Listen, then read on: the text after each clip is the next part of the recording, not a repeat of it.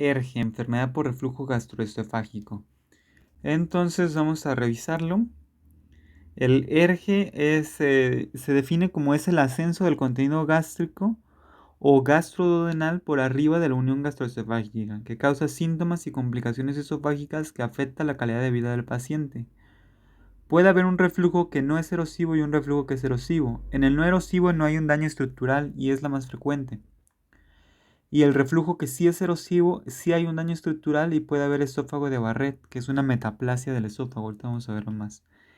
La etiología es por una disminución de la presión del esfínter esofágico inferior. Normalmente la presión del esfínter esofágico inferior es de 10 a 26 milímetros por mercurio. Y los factores de riesgo son la obesidad, la cafeína, la hierna yatal, el embarazo y algunos fármacos como los antagonistas de canales de calcio,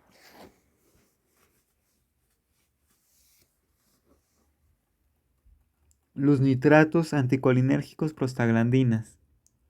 Y en la fisiopatología, pues hay la presión en el esfínter esofágico inferior puede aumentar y aumenta por factores como la gastrina, la mutilina o los antiácidos y puede disminuir la presión, que puede disminuir por el CCK, por glucagón, por grasa, por chocolate, por fumar, por etanol, por café, por menta, etc. La clínica, las manifestaciones típicas, pues son una relación reflujo más ácido, y luego puede haber pirosis, puede haber pirosis, que es la manifestación más frecuente, más la regurgitación,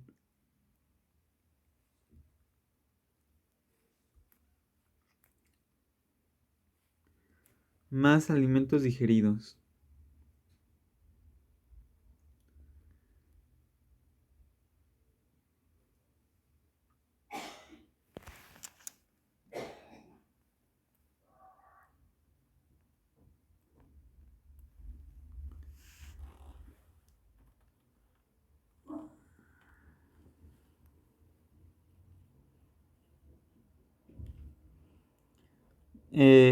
Puede haber pirosis, que es la manifestación más frecuente.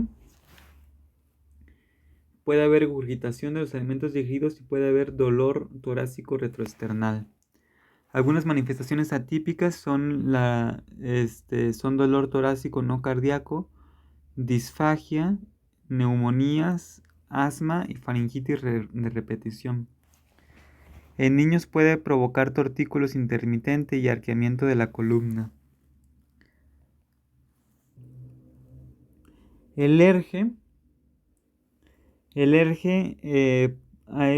pues vamos a ver el diagnóstico ahora, vamos a pasar a esto.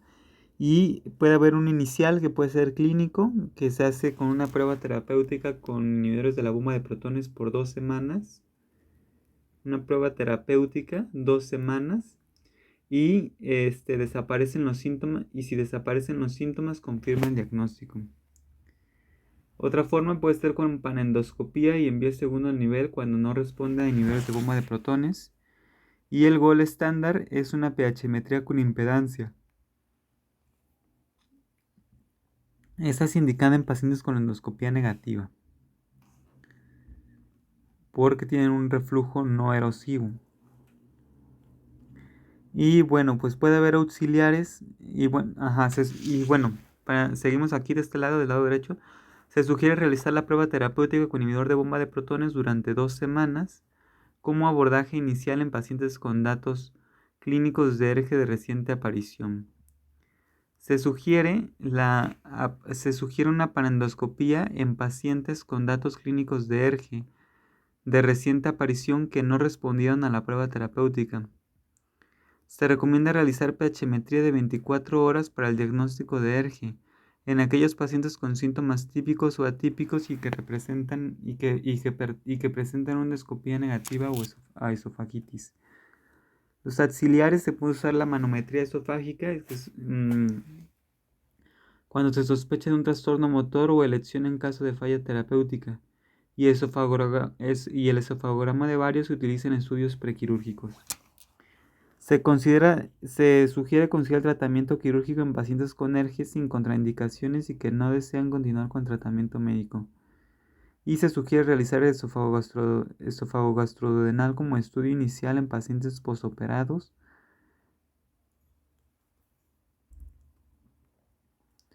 con recurrencia de los síntomas.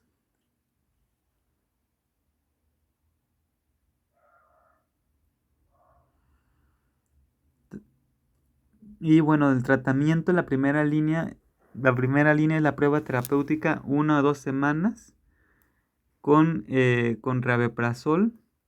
Y cuando se confirma el diagnóstico de reflujo, entonces se da por 8 a 12 semanas. La quirúrgica es la funduplicatura laparoscópica de Nissen, que esa es darle vuelta a todo el estómago, 360 grados. Y esa se recomienda en pacientes de jóvenes de 25 a 35 años, pacientes con diagnóstico de ERGE que no quieren continuar con manejo médico. Y si presenta una hernia hiatal mayor a 8 centímetros, se debería agregar una malla protésica. Las complicaciones podemos encontrar el esófago de Barrett, que es una metaplasia de mucosa de esófago, donde el epitelio escamoso es reemplazado por columnar y se encuentra distal al esófago. Aumenta el riesgo de adenocarcinoma de 30 a 50 veces. El diagnóstico se hace con una panendoscopía, con la clasificación de Praga más toma de biopsia. Y el tratamiento son inhibidores de bomba de protones de por vida.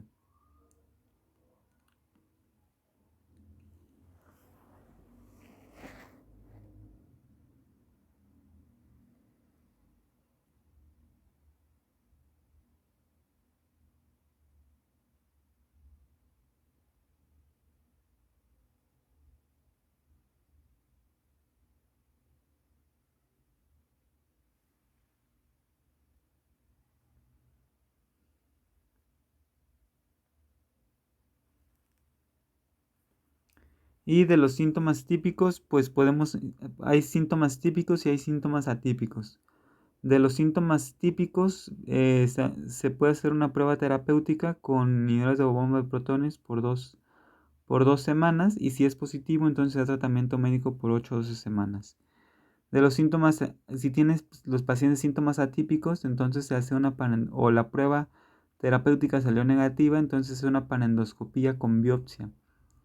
Si sale positiva a esofagitis erosiva, entonces da un tratamiento médico con inhibidor de la bomba de protones de 8 a 12 semanas.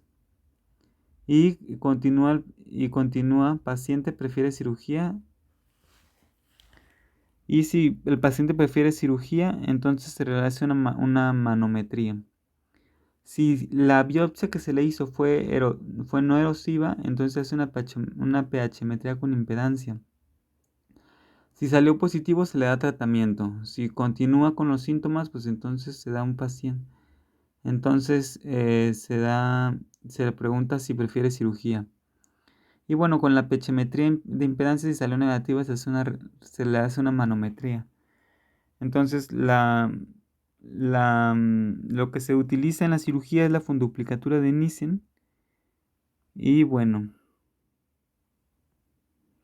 ahora vamos a pasar con las imágenes de ósmosis y vamos a ver entonces cómo nos muestran ERGE. Entonces, ERGE nos comentan que es em, el ácido del estómago que se va al esófago, es un reflujo donde se regresa el flujo. Y bueno, pues nos comentan que hay varias capas, está la mucosa, la submucosa, el músculo y la adventicia. A su vez, la mucosa se divide en la capa epitelial, la lámina propia y la muscularis mucosae.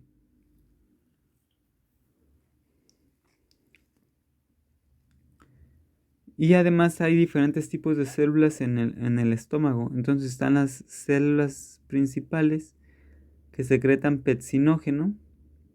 Están las células parietales que secretan ácido clorhídrico.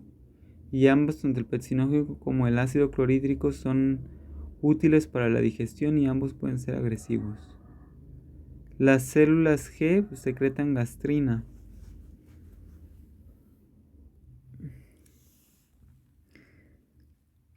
Y, ajá, como decíamos, las células G secretan gastrina, que a su vez estimulan a las células parietales y a las células principales para que secreten ácido clorhídrico y petsinógeno. Y también están las células foveolares, entonces estas son las encargadas de secretar el moco que recubre al epitelio, y el moco está hecho de agua y glicoproteínas, así como iones de bicarbonato, además de que producen y protegen a la mucosa gástrica. Esta está ampliamente vascularizado y lleva oxígeno y bicarbonato. Entonces, estos vasos sanguíneos se llevan el ácido que se pasa a la lámina propia. Entonces, el esófago tiene un epitelio normalmente escamoso estratificado que es más susceptible al daño del ácido. Y la parte del esfínter esofágico inferior, lo que sucede es que la parte del esfínter esofágico inferior permite que pase la comida y se cierra entre las comidas. Entonces descansa a una presión de 10 a 45 milímetros de mercurio. Hace rato veíamos que la presión que presentaban era una disminución que normalmente aquí mostraban de 10 a 26. Entonces más bajo es la presión cuando hay erge. Entonces el esófago disminuye la presión, disminuye el ácido gástrico y alcanza el esófago. Y los mecanismos de defensa, primarios o secundarios, como las horas peristálticas, pues y entonces en el esófago, a ver, otra vez empezamos. El esófago disminuye la presión, entonces el ácido gástrico pues puede alcanzar el esófago. Normalmente hay mecanismos de defensa, hay primarios y secundarios como las horas peristálticas, que son contracciones después de haber comido algo y que bajan el ácido gástrico normalmente cuando baja. Entonces, cuando el ácido que suba un poco de reflujo es normal, y la saliva ayuda a neutralizar el ácido gástrico, el ácido gástrico que puede subir por el esófago. Pero cuando el reflujo es patológico, entonces hay una inflamación local y eso se llama esofagitis, hay edema y erosión, y el tejido dañado es reemplazado por una cicatriz. Entonces aumenta el tamaño del muro, y la luz del esófago se vuelve más pequeña. Entonces empieza a haber una estenosis esofágica. El esófago de Barrett, por otro lado, se sucede cuando hay un continuo daño hacia el epitelio y entonces es reemplazado. Usualmente, gradualmente reemplazado por células columnares que son similares a las células intestinales, no a las células del estómago, sino a las células intestinales. Hay mayor riesgo de cáncer esofágico, como específicamente hablando del adenocarcinoma. Y entonces, además el reflujo puede llegar a la faringe y a la laringe y entonces provocar laringitis y asma. Algunos de los factores de riesgo son la obesidad, dietas altas en grasa, cafeína, alcohol y fumar. En unas condiciones médicas son la hernia hiatal, la hernia hiatal,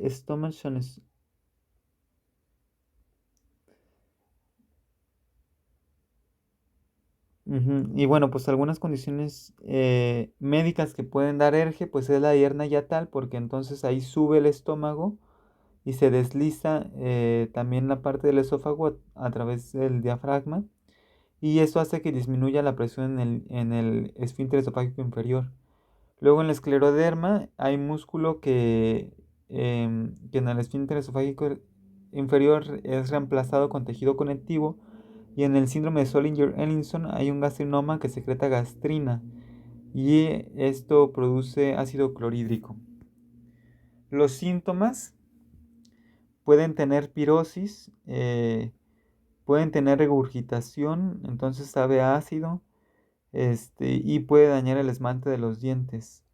La estenosis puede reflejarse como disfagia, que es dificultad al comer los alimentos, una tos crónica o, ¿cómo se dice? Una tos crónica o la garganta que está ronca, y todos estos síntomas van a empeorar cuando el paciente se acuesta.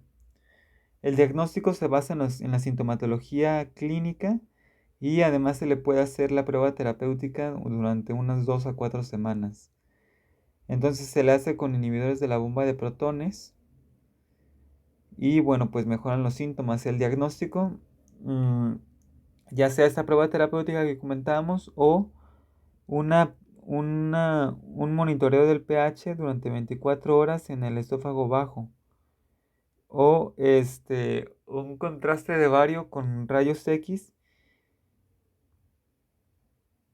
y, y bueno, eso es para identificar complicaciones como úlceras o estenosis.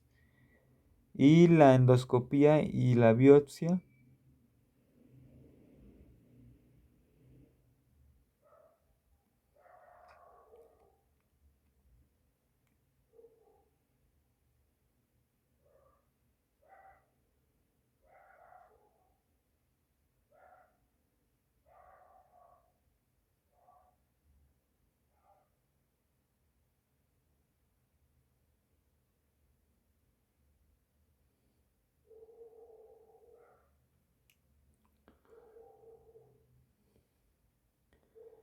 Y bueno, pues también el diagnóstico se puede hacer con una endoscopía con biopsia. Y aquí pues podríamos encontrar que haya o no un Barrett, y el Barrett puede llevar a una displasia. Entonces aumenta el riesgo de adenocarcinoma, eso es muy importante. El tratamiento pues se hace con cambios en el estilo de vida, perder peso, evitar lo picoso, las comidas grasas, el chocolate, el café y el alcohol, y mantener la cama elevada durante el sueño. Los antiácidos pueden neutralizar la acidez, y los inhibidores de la bomba de protones con los bloqueadores de los receptores de H2 pues disminuyen la producción de ácido clorhídrico. Otros medicamentos como los medicamentos procinéticos incrementan el tono del esfínter esofágico inferior. Y bueno, pues la cirugía se hace una funduplicatura de Nissen que le da vuelta a todo el estómago y el estómago abraza el esófago. El tratamiento, cuando hay metaplasia de Barrett, cuando es no displásico, entonces es una endoscopía cada 3 años. Y cuando hay displasia, entonces es una cirugía con resección endoscópica y tratamientos láser, porque puede aumentar el riesgo de adenocarcinoma. Entonces ahora vamos a ver los apuntes. Es un ascenso en el contenido gástrico por arriba de la unión gastroesofágica que causa síntomas y complicaciones esofágicas que afectan la calidad de vida del paciente. La epidemiología en Latinoamérica lo tiene 12 a 31% de la población. Esofagitis por reflujo lo tiene el 40-60% de la población, la esofagitis erosiva 10%. Es la más común en hombres. Erges sin esofagitis.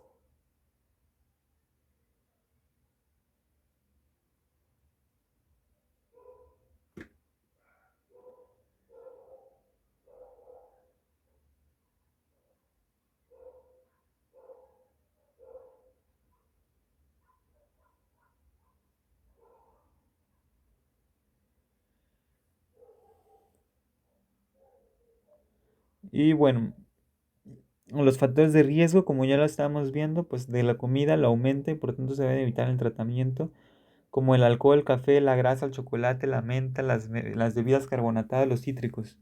El consumo exagerado de alcohol, el tabaquismo, el embarazo en 30-50% de los pacientes, obesidad, aumenta 2 veces el riesgo. La edad mayor a 50 años y algunos fármacos como los AINES y aspirina, los calcioantagonistas, los sedantes, los anticonceptivos, la morfina, la teofilina y los beta-agonistas. Y en la fisiopatología, pues lo que tenemos es que hay una disminución de los factores defensivos y un aumento de los factores agresivos del estómago. Los factores defensivos, como son la barrera antirreflujo, es el esfínter esofágico inferior, el esfínter esofágico inferior es el principal mecanismo antirreflujo. Su relajación genera reflujo. El aclaramiento esofágico, la barrera esofágica, y factores agresivos son la acidez gástrica y el volumen de contenido.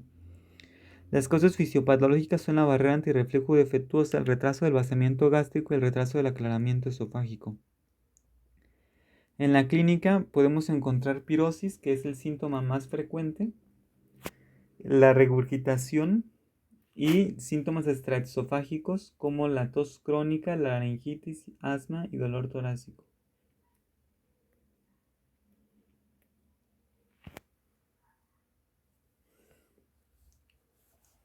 El diagnóstico se hace con una prueba terapéutica.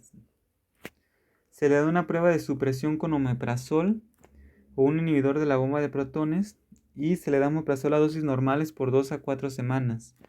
Si mejora, se trata por 8 a 12 semanas. Si es positiva, entonces damos tratamiento de mantenimiento por 8 a 12 semanas. La panendoscopía con biopsia, ¿cuándo se hace? Pues se hace cuando la prueba terapéutica es negativa. Los síntomas son atípicos o hay recaída y una pechimetría con impedancia.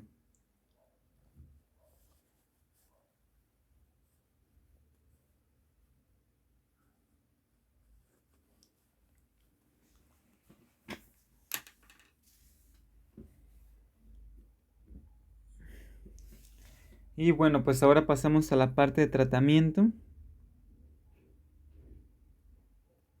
Y bueno, pues ahora pasamos al algoritmo de tratamiento que dice síntomas típicos de ERGE o síntomas atípicos de ERGE. Cuando son síntomas típicos de ERGE, entonces le hacemos la prueba terapéutica. Cuando es positiva, entonces le vamos a dar un tratamiento de mantenimiento por 8 o 12 semanas con el inhibidor de la bomba de protones. Si no tiene recaída, pues lo damos de alta. Ahora, si tiene síntomas atípicos o si la prueba terapéutica salió negativa, entonces lo siguiente es hacer una panendoscopía con biopsia. Y entonces aquí vamos a diferenciar dos entidades, que es la esofagitis erosiva y la esofagitis no erosiva. Cuando es una esofagitis erosiva, vamos a empezar con la esofagitis no erosiva. Entonces, si es una esofagitis no erosiva, le vamos a hacer una pHmetría con impedancia. Y si es negativa, entonces le vamos a hacer una manometría. Entonces, para hacer un diagnóstico diferencial. Entonces, nos vamos a la parte de tratamiento de este lado.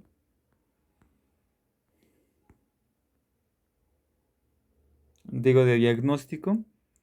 Y pues aquí tenemos una imagen de la endoscopía, cómo se ve. Y aquí también tenemos otra imagen de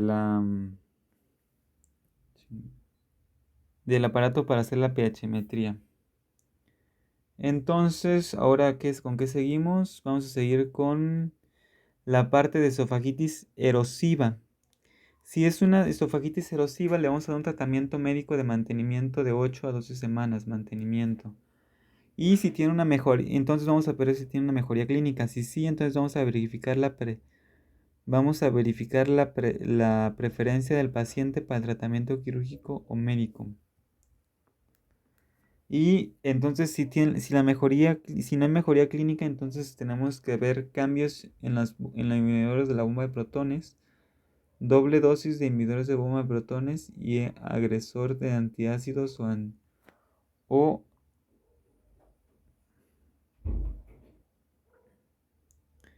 entonces vamos a ver si tiene una mejoría clínica, perdón. Si sí la tiene, entonces se van a valorar las preferencias del paciente para el tratamiento quirúrgico médico.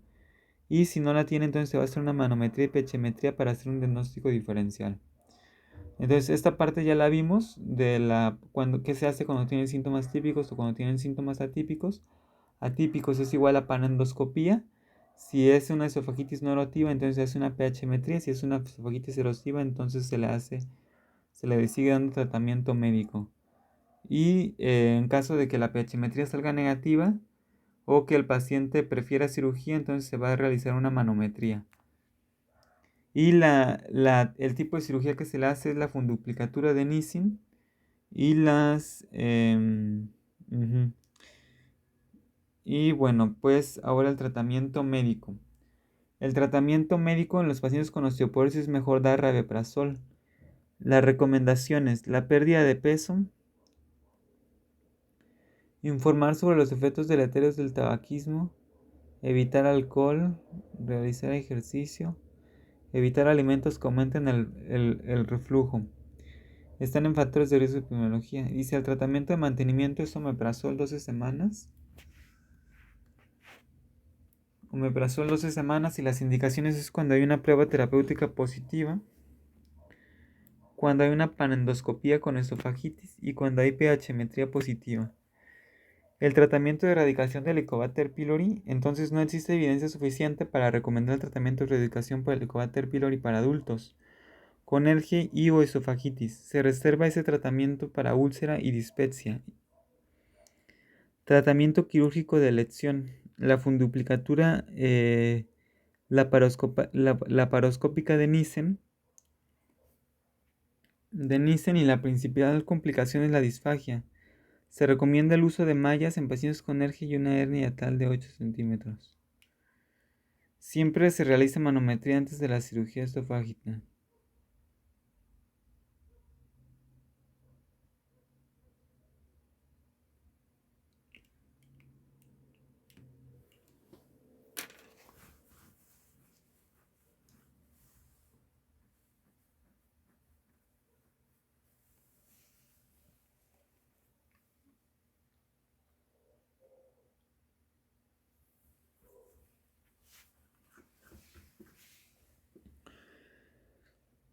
Y bueno, entonces se recomienda el uso de mallas en pacientes con ERGE y que tengan hernia yatal de mayor de 8 centímetros.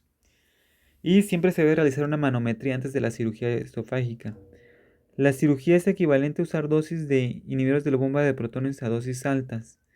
Los tipos de fundiplicatura son el tipo de Nissen, que es de la elección y son 360 grados que se gira al estómago como se ve en la imagen, y se envuelve y abraza por completo la parte superior del estómago. La tipo de Tuped es de 180 grados y la tipo de Ors es una anterior. Entonces ahora vamos a ver la clasificación de Los Ángeles. Los Ángeles es básicamente nos habla de lesiones de 5 milímetros, lesiones menores. La A es menos de 5 milímetros. No confluyentes, las lesiones B son más de 5 milímetros. Las lesiones C son lesiones confluyentes y son el 75% de la circunferencia. Y la D son lesiones confluyentes con más del 75%. Perdón, aquí es menos del 75% y aquí la D es más del 75% de lesiones confluyentes.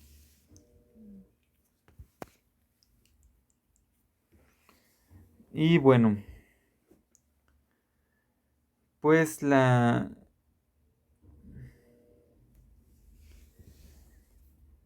sí, y bueno, pues entonces también existe la, la clasificación de Savart y Miller. Esa sí la pregunta en nacional junto con la de Los Ángeles.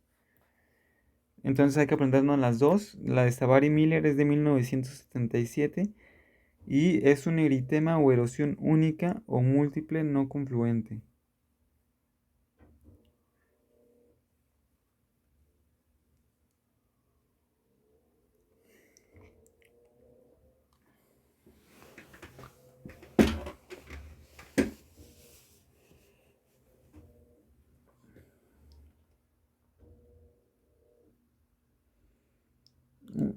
Y las erosiones pueden, y bueno, es una eritema o erosión única o múltiple no confluente. Vamos a poner erosión o eritema y aquí son la 2 es erosiones confluentes no circunferenciales y aquí es una lesión circunferencial. Y el 4 son lesiones crónicas como úlceras, estenosis, metaplasia cilíndrica y braquiestófago. Entonces el esófago de Barrett está en la Savart-Miller 4. Y importante mencionar que siempre que tengamos una úlcera se debe tomar una biopsia. Entonces la de Los Ángeles es una o más erosiones mucosas de menos de 5 milímetros que no se extienden dentro de dos pliegues mucosos. El B es un ídem con tamaño mayor a 5 milímetros.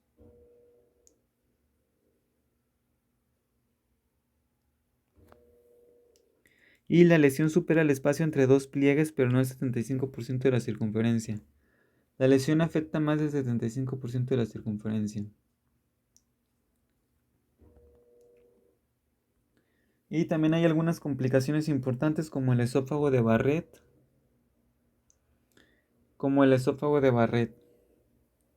Es la presencia de epitelio columnar de tipo intestinal revistiendo el esófago. Es el epitelio intestinal no tipo gástrico columnar. 8 a 20% de los pacientes con esofagitis.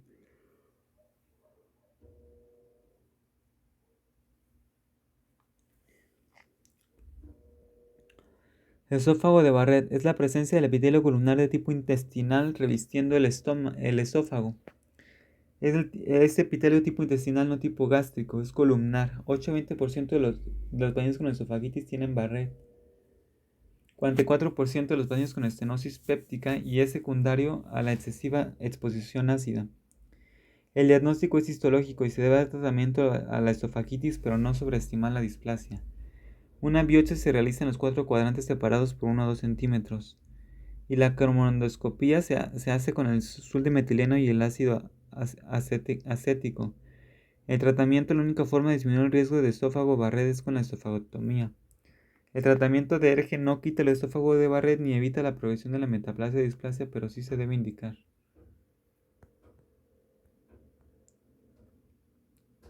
Y bueno, pues básicamente eso es lo que tenemos de reflujo gastroesofágico de ERGE.